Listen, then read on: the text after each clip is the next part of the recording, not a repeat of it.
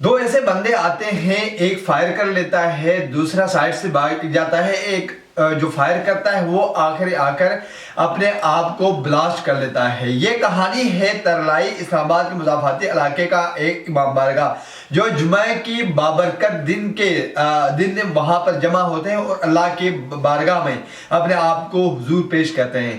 ایک ایسا دہشت گرد جس کا مذہب سے تعلق نہیں، جس کا انسانیت سے تعلق نہیں، جس کا کسی ضمیر سے تعلق نہیں، ایک ایسی شخصیت آتی ہے اور وہاں آ کر پھٹ جاتا ہے اور اپنی زندگی کو بھی گنوا بیٹھتا ہے اور پوری انسانیت کو لہو لہان کرتا ہے۔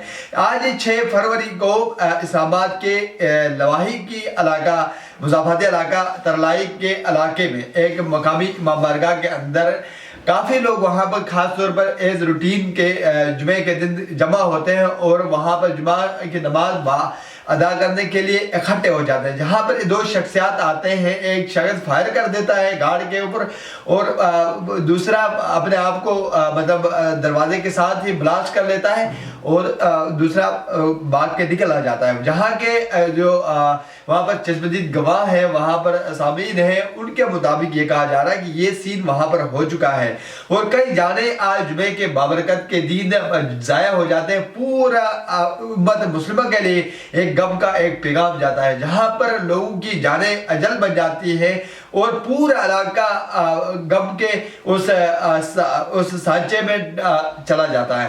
اور جہاں پر کافی کیجولیٹیز ہونے کے بعد یہ انسانیت کا یہ ایک ایسا المناک واقعہ ہے جو کہ اس سے پہلے ہی پاکستان میں دیکھے گئے ہیں، جہاں پر بہت سے ایسے اسکول، کالجز، یونیورسٹیز اور امام بارگاہوں، مساجد اور مدارس کو بھی انہوں نے نہیں چھوڑا۔ ان کا تعلق کسی نہ مذہب سے ہے، نہ کسی انسانیت سے ہے، نہ کسی ضمیر سے ہے۔ یہ ایسے لوگ ہوتے ہیں جن کا تعلق ڈائریکٹلی دہشت گردوں سے ہوتا ہے۔ یہ واصل جہنم ہوتے ہیں جو اپنی زندگی کو بھی گنوا دیتے ہیں اور دوسروں کی بھی زندگی کے لیے عذاب بن جاتے ہیں۔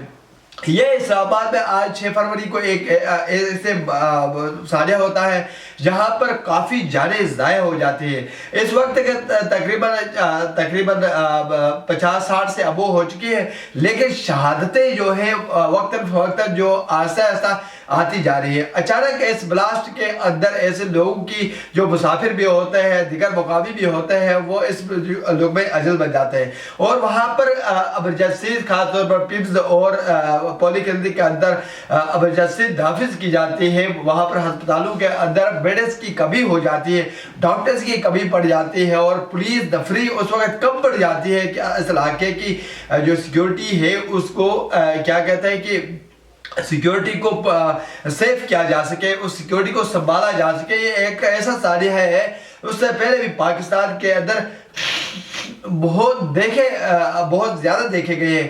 ایک ایسا واقعہ ہے جس نے پوری انسانیت کے قتل کے برابر ہے، جس نے ایسے اتنے جانوں کو ضائع کیے۔ ہمارے سیکیورٹی اداروں کو چاہے کہ فل پروف سیکیورٹی بنائی جائے۔ اسلام آباد جیسے حساس علاقے کے اندر دارالخلافت جو دنیا کی خوبصورت ترین اور سیف ترین سٹیز میں شامل ہوتا ہے اور حساس علاقوں کے اندر آ جاتا ہے، یہاں پر ایک ایسا واقعہ ہوتا ہے جو کہ کئی جانوں کو روز دے کر چلا جاتا ہے۔ یہاں پر کافی شہادتیں اب تک موصول ہو چکی ہیں، لیکن وقت کے ساتھ ساتھ یہ شہادتیں آتی جا رہی ہیں۔ تو لہٰذا ایک ایسا دہشت گرد جس نے اپنی زندگی میں گنوا بیٹھی اور دوسری کی زندگی کے لیے بھی نقصان بنا۔